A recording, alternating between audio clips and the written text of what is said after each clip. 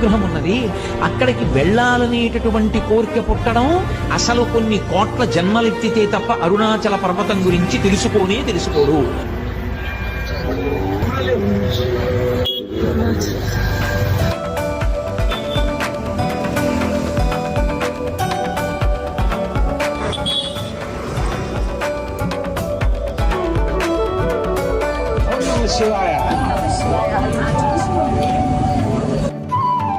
అమ్మ కిట్ట వందు పూలు. Thank you అమ్మా.